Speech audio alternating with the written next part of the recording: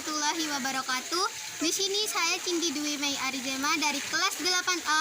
Saya akan melakukan tugas wawancara mengenai sampah. Di sini saya sudah bersama narasumber kita yaitu Pak Alianto.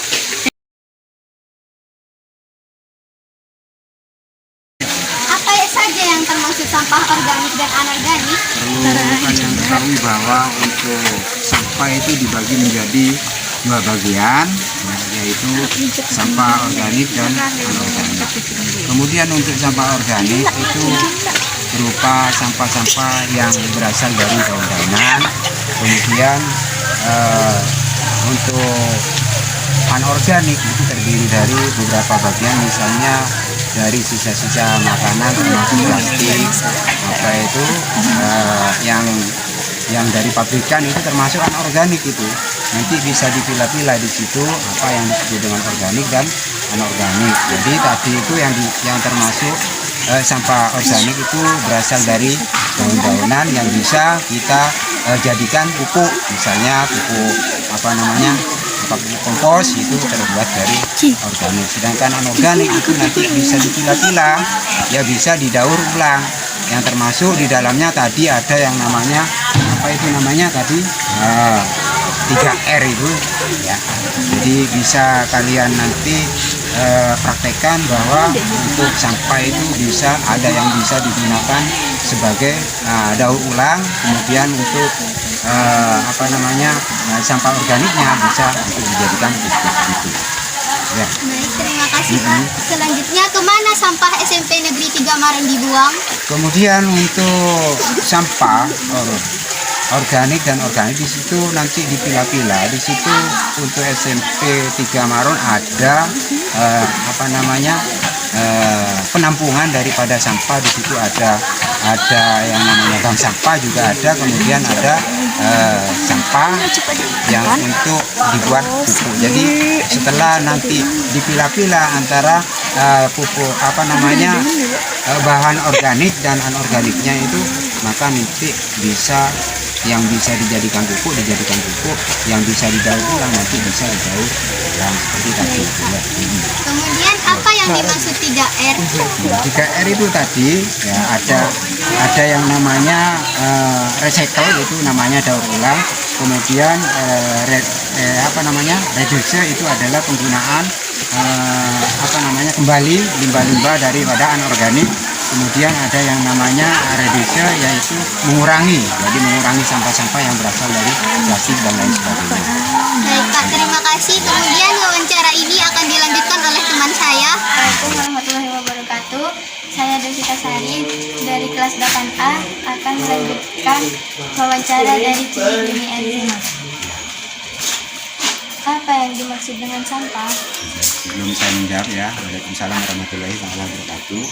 Apa yang disebut dengan sampah? Sampah itu merupakan sisa daripada sisa-sisa tempat daripada makanan yang kita konsumsi setiap hari.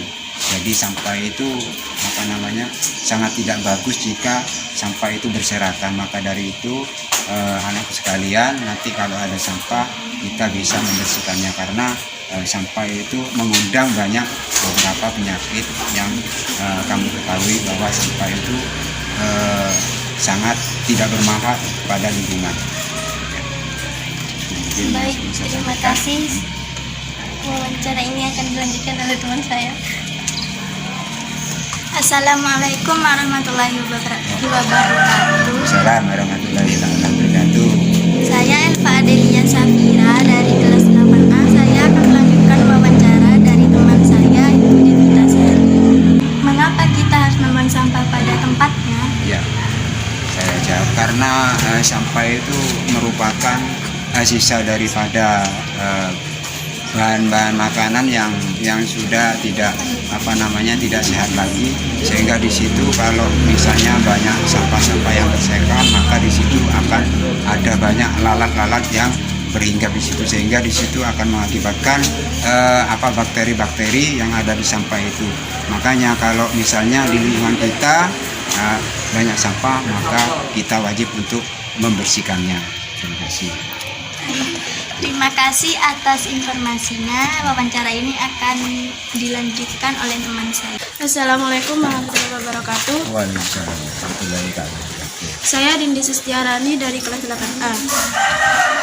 Bagaimana cara mengelompokkan sampah organik dan anorganik? Kemudian perlu kalian ketahui anak sekalian bahwa untuk membedakan mana yang organik dan anorganik. Kemudian perlu kalian ketahui bahwa di sini ada dua timba. Ini ada yang hijau, kemudian ini ada yang kuning. Kemudian di sini yang termasuk anorganik ini adalah termasuk plastik bahannya, ya. Ini adalah sisa-sisa daripada minuman. Ini adalah sampah anorganik. Sampah anorganik ini bisa nanti dijadikan daur ulang, yang termasuk tadi dikatakan bahwa ada 3R. Kemudian ini bahannya dari plastik dan lain sebagainya. Ini termasuk anorganik. Kemudian juga di sini perlu kalian ketahui untuk organiknya ini terdiri dari beberapa sampah yang terdiri dari daun-daunan, yang hijau daun dan lain sebagainya. Sehingga nanti kita bisa memilah-milah mana yang termasuk bahan organik dan anorganik.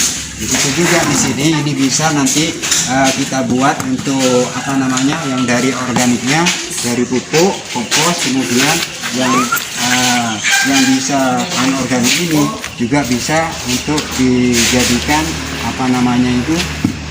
daur ulang, bisa juga untuk prakarya, bahan-bahan atau didaur ulang ini untuk bahan keterampilan juga bisa. Ini namanya organik yang tidak bisa lapuk di dalam tanah, sehingga ini bisa nanti dibuat keterampilan atau didaur ulang. Kalau organiknya ini nanti bisa dijadikan pupuk kompos, dan pupuk komposnya sudah di situ diperlihatkan sudah ada hasilnya, hasil daripada organik ini.